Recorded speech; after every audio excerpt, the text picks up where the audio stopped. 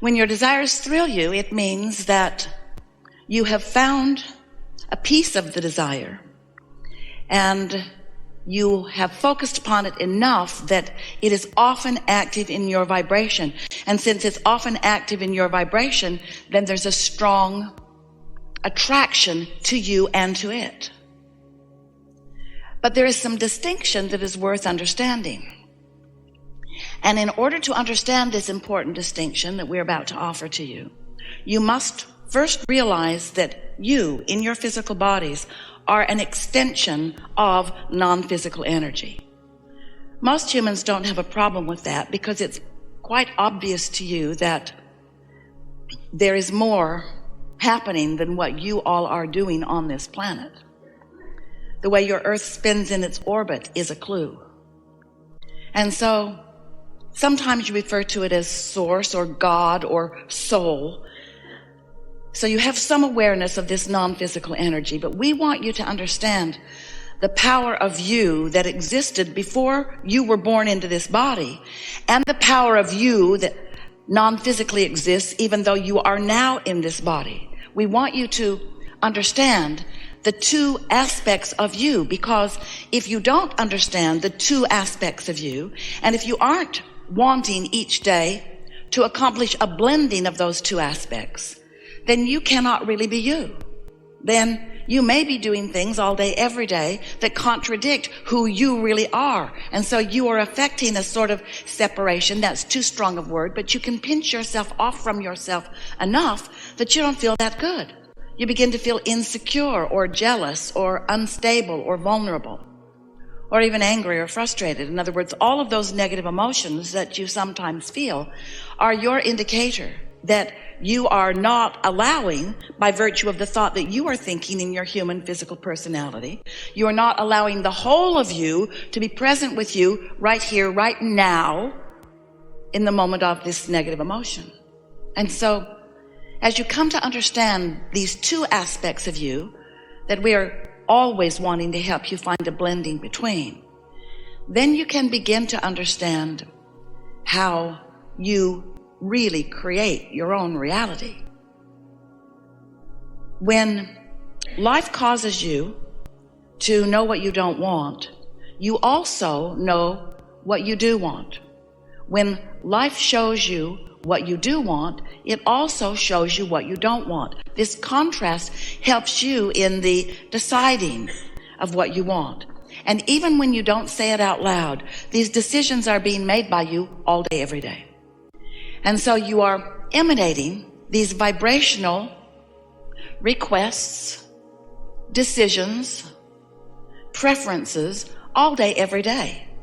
And this stream that is flowing through you, that we are going to today, just for fun, to call your stream of desire, this stream of desire that is emanating from you, is received by this larger part of you, that non-physical part of you, that even though you are in this body, this non-physical part of you, the source part of you, now understands more that you have discovered, just like you said you would, in this time-space reality. New ideas, new experiences, new exposure to new life.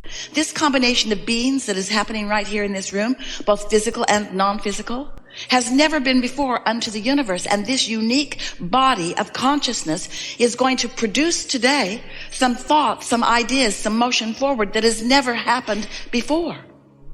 And so as you combine with the non-physical part of you, you are powerful. When you don't, not so much.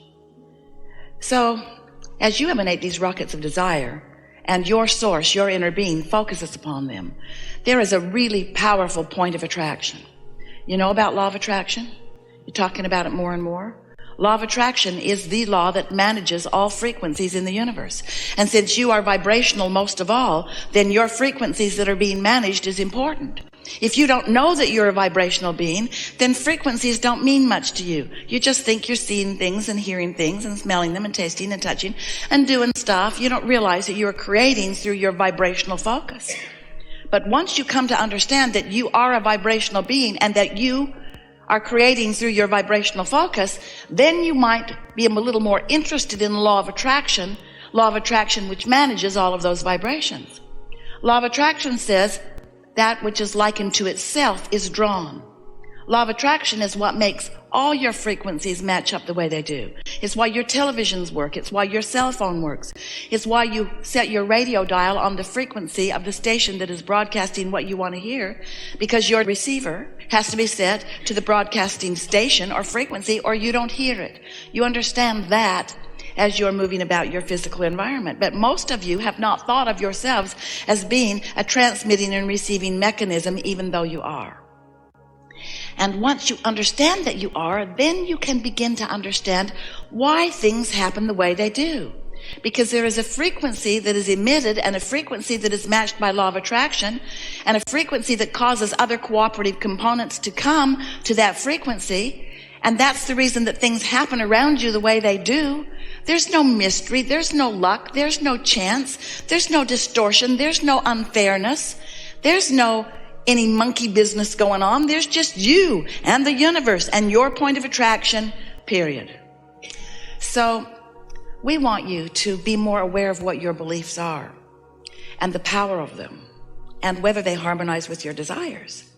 A belief is just a thought that you continue to think. That's all it is. It's just a practiced vibration. And so if you've got practiced vibrations about your desires, but contradictory practiced vibrations about how you don't believe that, then you're not gaining ground. And if you're like most people, you become discouraged, and then you look for other reasons to explain why it's not going better for you. As you compare the results, the manifestational, actualizing, materializing results that others are getting as they're turning their thoughts to things, as you only measure the results, you do yourself a disservice, because you have no way of knowing what their thoughts were that produced those results. So we are not encouraging you to evaluate your method by what others are accomplishing. We encourage you to evaluate your method by how you feel, by what you're doing with your energy. Because if someone else is getting really good results, it's a sure thing that they're not splitting their energy. And if you could get up close to them, you would hear them saying things like, I really like that, and I'm really looking forward to that, and this is a really good thing. And you would not hear them saying things like, I'm not sure, and I don't know what I'm doing, and I can't figure out how to do this, and life is really hard, and I really want that. But you wouldn't be hearing that from them. But if you're not aware of your own emotions, if you're only listening to words that people are saying and only observing the results that others are getting, then you're not giving yourself the opportunity to really understand what's going on with you.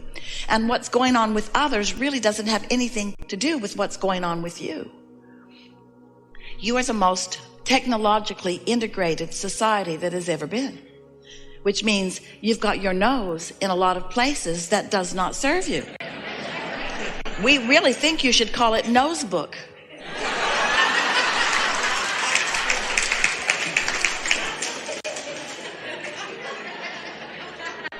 And so by giving so much of your attention to things that you don't have any control over, really, you're just observing them, then you practice thoughts.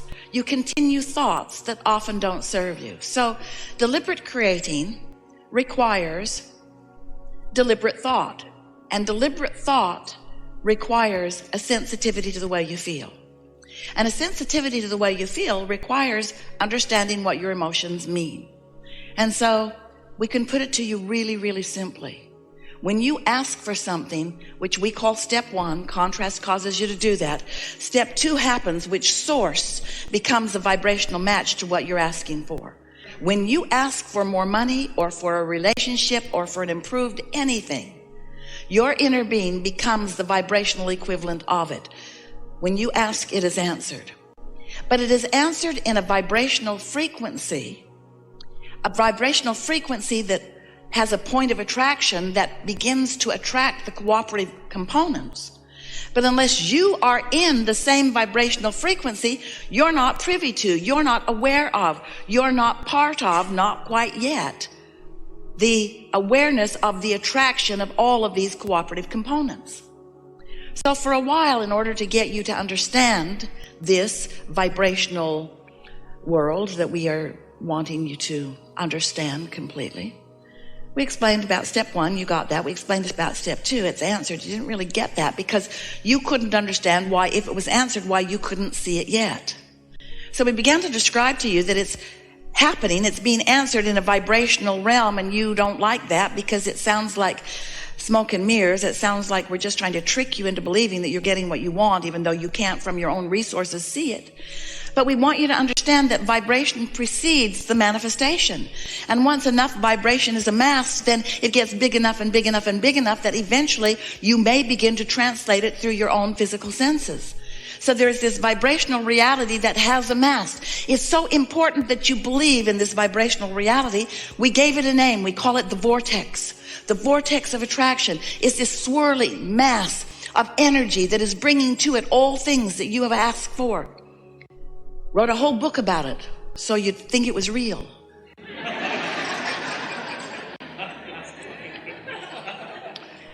And you began to sort of take our word for it a little bit, but we began to hear you say things like, all right, Abraham, you've talked about this vortex. Esther's pointing her arms at this invisible stuff over here, and your voice gets louder and louder and happier. You talk about this vortex of creation where everything you want is.